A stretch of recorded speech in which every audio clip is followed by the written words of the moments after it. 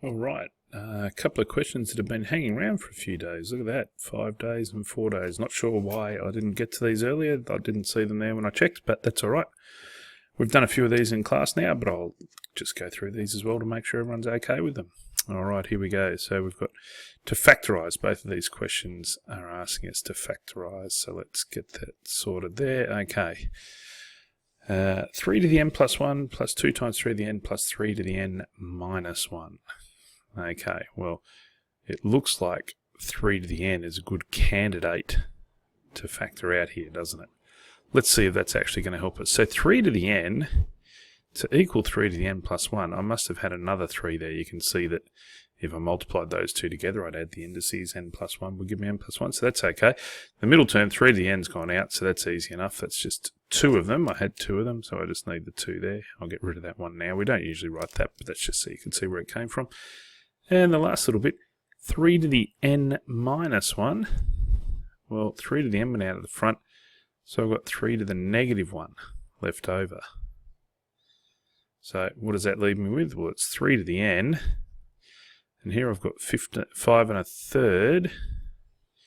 But of course, you know, we don't use mixed numbers now that we're big grown-ups. We're going to write that as 3 5s are 15 plus 1/3 is 16. 3 to the n over 3. Now it's debatable whether that's more simple or not than 16 times 3 to the n minus 1. I think in some ways this previous version's a bit easier. I don't know what the book said for that one. Let's have a look. 3d, 16, 3 to the n minus 1. So writing it as a single power, they've decided, is a good definition of simpler n.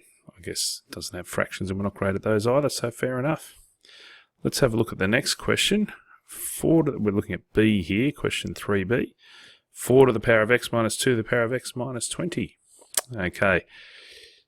This 4 and 2, they remind us of powers of 2, don't they? 4 I could write as 2 squared to the power of x minus 2 to the power of x minus 20.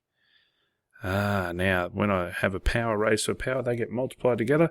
So 2 squared to the power of x is the same as 2x to the power of 2 minus 2 to the power of x minus 20.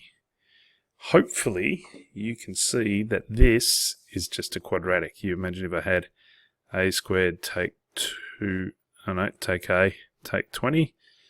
That simplifies. Numbers that multiply to equal negative 20 and add to equal negative 1 would be a take 5, a plus 4. You can check by expanding. A by a is a squared, negative 5a, positive 4a, so together that gives me negative a, and negative 5 by 4 is negative 20. So if you want to make a substitution, you can say something like, let 2 to the power of x equal a, therefore finish it off that way, and then say, therefore again, 2 to the x take 5 times 2 to the x plus 4. Well, you know, that equals that.